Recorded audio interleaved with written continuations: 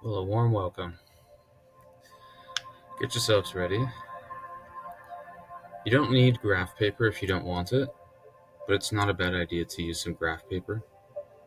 You don't really have to worry about the scale, but at least give yourself a good amount of space designated for graphing a sketch. And of course, you can grab a pencil or a pen. Whatever you choose to write with is fine. This is math from the void. In the spring. Math springing at you. Basically, out of nowhere. Today we have a problem from the 1991 Calc BC exam. 1991. Whoa, mama. It's before I was even born.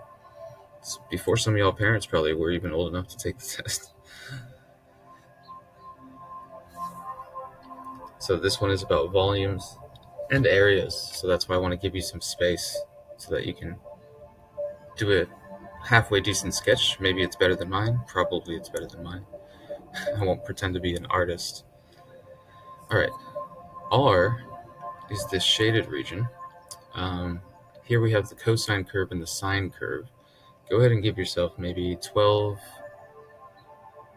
to 12 minutes to work on this one. If you need more, it's okay, but you should aim for about 10 to 12 minutes. Then when you're ready, come join back, see how it's done, or maybe just see how I do it. Many ways to do this, I'm sure. Okay, let R be the shaded region in the first quadrant enclosed by the y-axis and the graphs of y equals sine, y equals cosine. Pretty straightforward.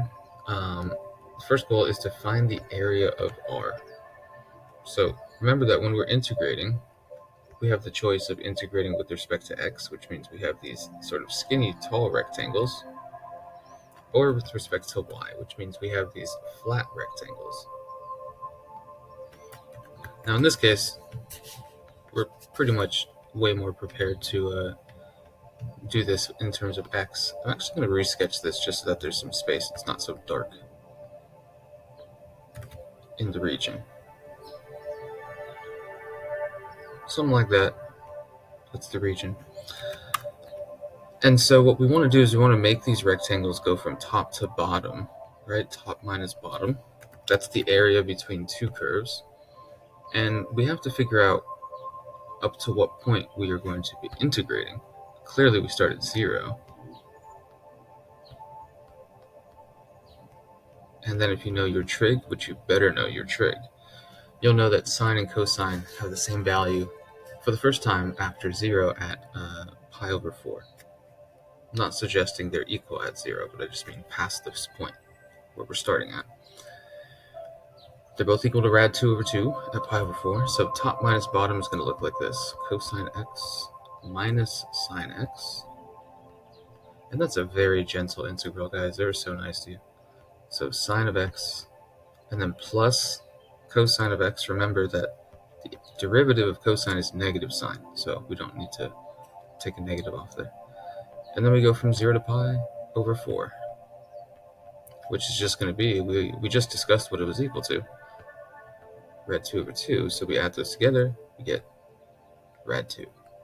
So that's the area. Not bad at all. Probably going to change my graph. A little OCD kicking in or something. I just really do want a little bit more space, I think. So I'll put the y-axis there. Okay. And I'll just draw the portion where they intersect, something like that. Because we're going to make this three-dimensional. Whoa, check that out. And when we make this three-dimensional, it's for the purpose of rotating the shape. So this space, we're going to rotate this around a line, and it's going to create a three-dimensional kind of shell or a three-dimensional kind of solid. Let's look at part B. Find the volume of the solid generated when the region R is revolved about the x-axis. I should be underlining stuff. Find the volume. R is revolved around the x-axis. So, of course, this is the x-axis. That means that we're going to be taking this shape and we're going to rotate it around. Right. So in a circle, let's pick a random point, like right here.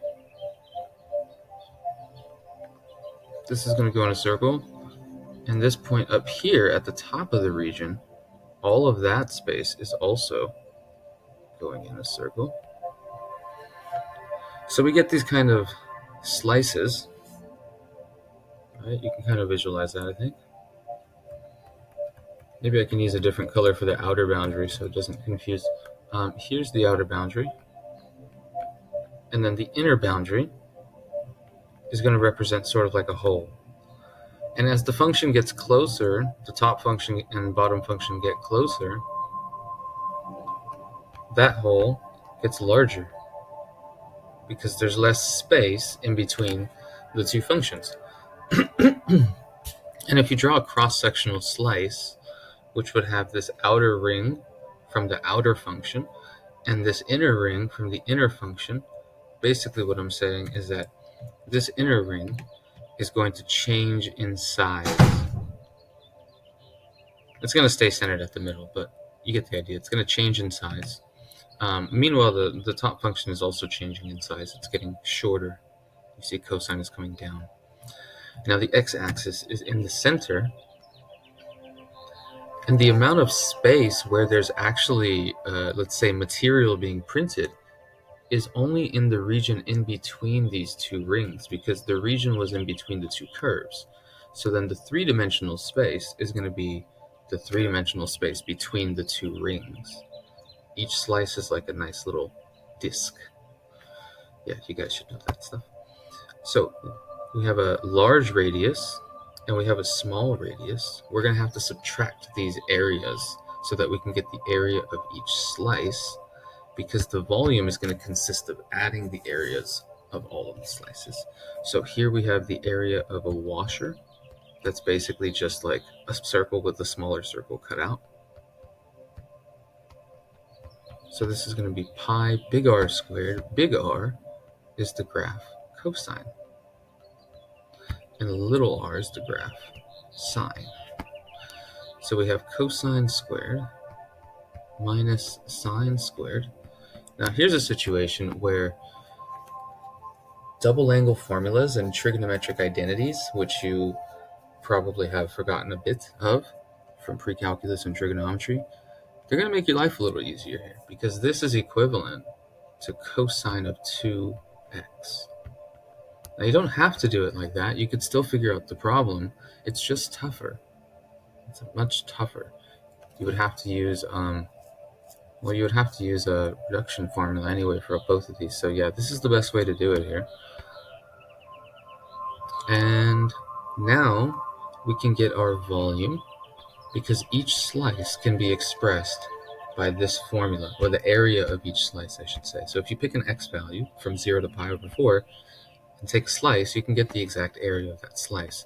The volume is going to add up all of these slices. Technically, we might get points for saying something like integral of a dx, but since we have an expression for a, now we can just plug that in, and we're going from 0 to pi over 4 of cosine 2x. So it's kind of like a little u sub, a little mini u sub. It's not a big deal. U equals 2x, so du equals 2 dx, so du over 2 equals dx. And then let's change our u limits.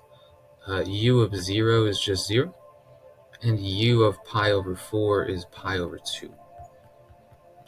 So now we're going to integrate from 0 to pi over 2, and we can take the 1/2 outside. This is going to be cosine of u du. Of course, the antiderivative is simply sine.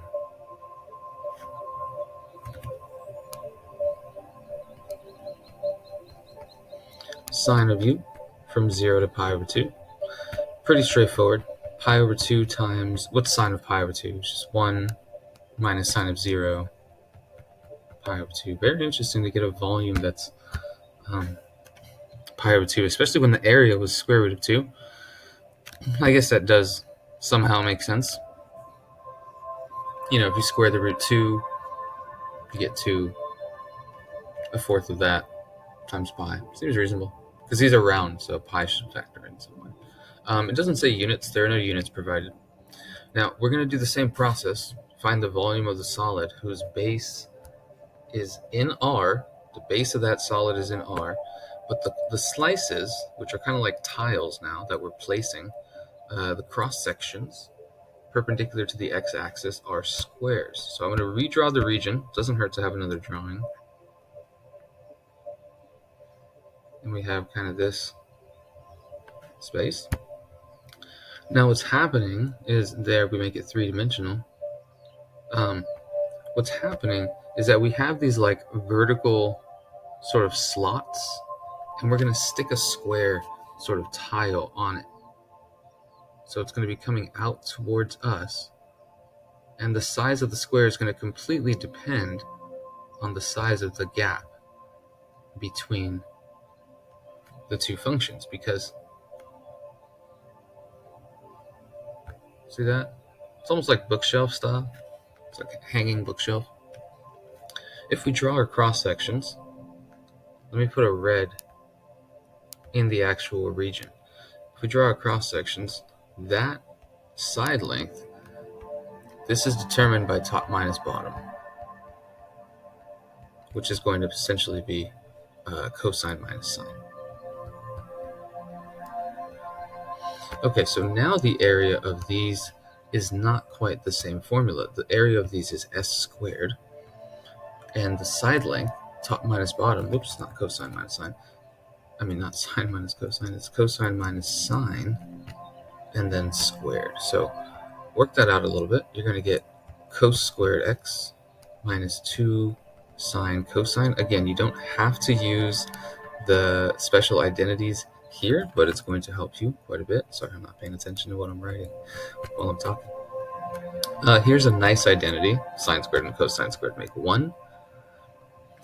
And if you remember your other double angle identity, this is sine of 2x. So really, the area of each one of these squares is equal to 1 minus sine of 2x when x goes from 0 to pi over 4. You can pick any spot there and you'll find the area of that slice. But we don't just want the area of one slice, we want the volume. This was actually a project that my calculus class, when I was a student, had to do after the AP exam. We picked a region made from some functions and then used a certain type of cross-sectional shape to make discs, and we approximated the volume and stuff. It was kind of fun. Partially because the stress of studying for the AP exam was done, so I guess that's why it felt sort of fun.